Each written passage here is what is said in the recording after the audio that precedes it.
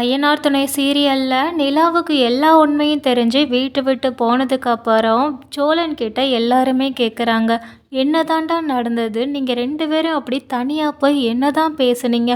ஒருவேளை நீ காதலை சொன்னதால தான் நிலா வீட்டை விட்டு கிளம்பிட்டாங்களான்னு சொல்லி மாறி மாறி பாண்டியன் பல்லவன் எல்லாருமே நம்ம சோழன் கிட்ட கேள்வி கேட்குறாங்க. அதுக்கு சோழன் சொல்கிறாங்க, முற்பகல் செய்யின் பிற்பகல் விளைன்னு சொல்லுவாங்கண்ணே. அதே மாதிரி நான் சொன்ன பொய்யெல்லாமே ஒரு நாள் வந்து நிற்கும்னு நீ எப்போதுமே சொல்லுவ. அதே மாதிரி நான் சொன்ன எல்லா பொய்யுமே நிலாவுக்கு தெரிஞ்சிடுச்சு. என்கிட்ட ஆதார் கார்டு இருந்தது அப்படின்னு சொல்கிறாங்க. இதை கேட்டு சேரண்ணனே ஷாக் ஆகுறாங்க. நிஜமாவே உன்கிட்ட ஆதார் கார்டு இருந்ததா? அப்பயும் நீ அந்த பொண்ணுக்கிட்ட சொல்லவே இல்லை. அதை மறைச்சது தான் அவங்களுக்கு தெரிஞ்சிடுச்சு. அதான் ரொம்ப கோவப்படுறாங்க. உடனே பாண்டியன் சொல்கிறாங்க, இதில் கோவப்படுறதுக்கு அவங்க மேலே எந்த தப்புமே கிடையாது. எல்லாத்தையுமே நீ தான் பண்ணியிருக்கிற. ஏன் அவங்கக்கிட்ட இவ்வளோ பொய் சொல்லணும்? நீ நார்மலாக நல்லபடியாக இருந்தாலே அவங்க இங்கே தான் இருந்திருப்பாங்க. இப்போ அந்த விவாகரத்து வேணான்னு சொல்லி அந்த வாழவந்தன் கான்ஸ்டபிள் வச்சு பேச வைக்கலைன்னா இப்போ இவ்வளோ விஷயம் நடந்திருக்குமா? உன்னோட வாழ்க்கையை நீயே தான் கெடுத்துக்கிடுற. ஆனால் கோவம் மட்டும் எங்ககிட்ட படுற. இதில் என்ன நியாயம் இருக்குது அப்படின்னு பாண்டியன் கேட்குறாங்க. பல்லவன் சொல்கிறாங்க, உன்னால தாம்னே அண்ணி வீட்டை விட்டு போயிட்டாங்க. நீ எதுக்கு இவ்வளோ பொய் சொல்கிற? எங்ககிட்ட தான் பொய் சொல்லுவேன்னு பார்த்தா அன்னிக்கிட்டையும் நீ இவ்வளோ பொய் சொல்லி வச்சிருக்கிற. நீ நிஜமாவே இப்போ அந்த போலீஸை மட்டும் பார்த்து பேசாமல் இருந்திருந்தா அவங்க ஏன் இப்படி பேசுனாங்கன்னு கேள்வி கேட்குறதுக்காக அவ்வளோ தூரம் போயிருக்க மாட்டாங்க. அவங்க போனதுனால தான் எல்லா உண்மையுமே தெரிஞ்சு இப்போ சீக்கிரமாகவே நம்ம வீட்டை விட்டு கிளம்பி போயிட்டாங்க அப்படின்னு புலம்புறாங்க. உடனே சோழன் சொல்கிறாங்க, நான் என்னடா வேணும்னு எனக்கு தெரிஞ்சாடா பண்ணேன். எனக்கு எப்படியாவது நிலா என்கிட்ட இருந்து போயிடக்கூடாதுன்னு நினச்சேன். அந்த ஒரு தவிப்பில் தான் நான் இந்த மாதிரிலாம் பண்ணிட்டேன் அப்படின்னு சொல்கிறாங்க. உடனே சேரனன் சொல்கிறாங்க, இதை பார் சோழா, நீ பண்ணதெல்லாமே சரின்னு நான் சொல்லவே மாட்டேன். ஏன்னா நீ உன்னோட சுயநலத்தை மட்டுமே யோசிக்கிற.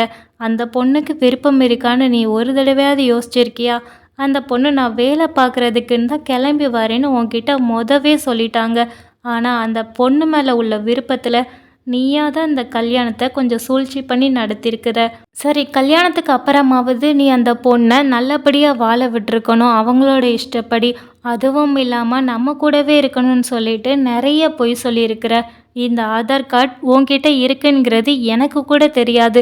நீ அந்தளவு எங்ககிட்ட எல்லார்கிட்டையுமே நீ மறைச்சிருக்கிற. நீ அந்த பொண்ணை கூட்டிகிட்டு வந்த புதுசுலேயே நான் சொன்னேன், அந்த பொண்ணுகிட்ட நீ எல்லா உண்மையுமே சொல்லிடு, நீ நல்லவனாக நடந்துக்கோன்ட்டு. ஆனால் நீ மறுபடியும் பொய் சொல்கிறதே வழக்கமாக வச்சுக்கிட்ட. இப்போ பார்த்தியா அந்த பொய் உன் வாழ்க்கையை எவ்வளோ தூரம் கொண்டு வந்து நிப்பாட்டியிருக்குன்னு சொல்லிட்டு.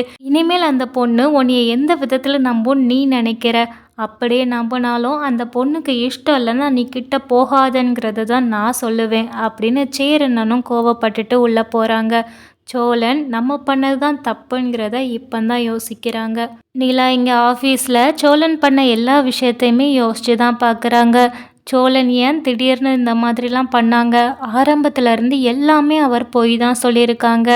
என்னைய சென்னைக்குன்னு கூட்டிகிட்டு வந்தது என்னைய காதலிக்கிறதுனால மட்டும்தான் கூட்டிகிட்டு வந்திருக்காங்க. நான் கூட அப்போ கேட்டேனே, எதுக்காக என் மேலே இவ்வளோ அக்கறை காட்டுறீங்க? யாராவது இவ்வளோ பெரிய உதவியை எந்த ஒரு எதிர்பார்ப்பும் இல்லாமல் செய்வாங்களான்னு நானும் கேட்டேனே.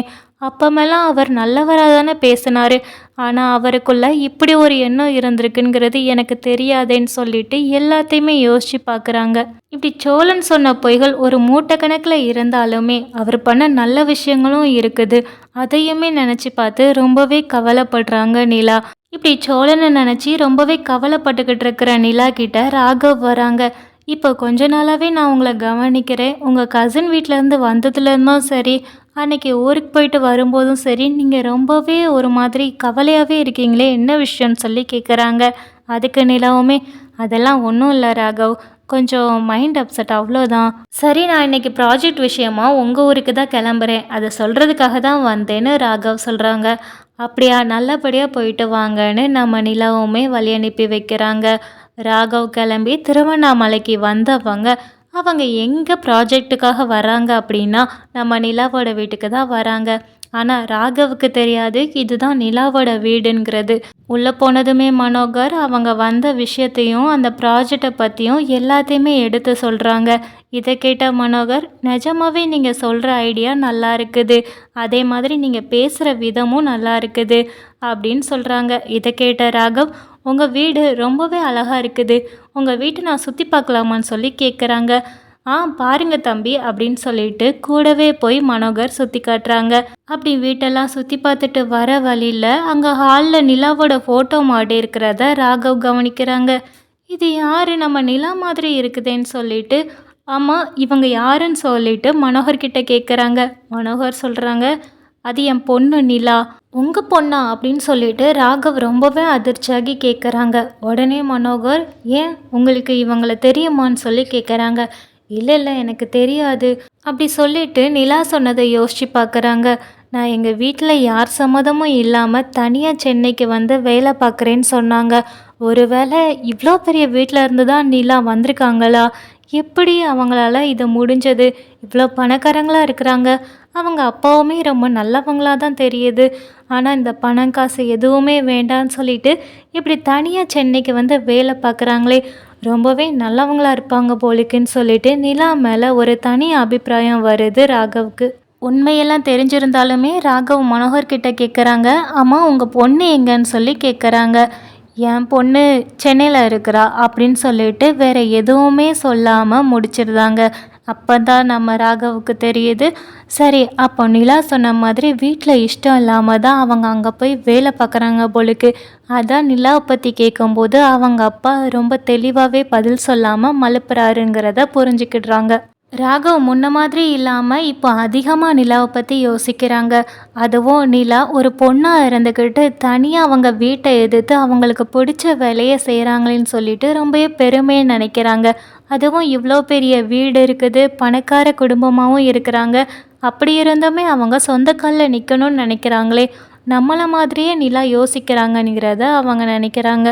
மனோகர்கிட்ட, உங்கள் பொண்ணு நிஜமாவே ரொம்ப அழகாக இருக்கிறாங்க, சரி நான் கிளம்புறேன்னு சொல்லிட்டு அங்கேருந்து கிளம்பி வராங்க. வர வழி எல்லாமே ராகவுக்கு நிலாவோட நினப்பாக தான் இருக்குது. அந்த பொண்ணு எவ்வளோ தைரியமாக தன்னம்பிக்கையாக தனியாக இருந்து செயல்படுறாங்கங்கிறத நினைக்கிறாங்க. இதனால் ராகவுக்கு கொஞ்சம் கொஞ்சமாக நிலா மேலே காதல் வருது.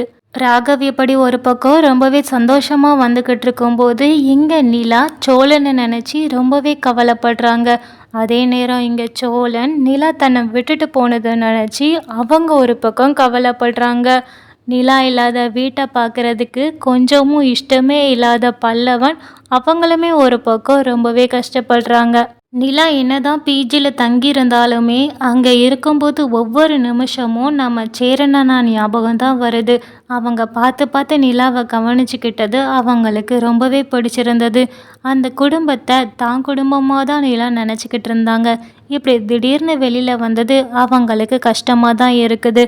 ராகவுமே இவ்வளோ பெரிய பணக்கார வீட்டு பொண்ணு தன்னோட உழைப்பால் தான் முன்னேறி வரணும்னு ஒரு குறிக்கோளோடு இருக்கிறது ராகவுக்கு ரொம்பவே பிடிச்சிருக்குது.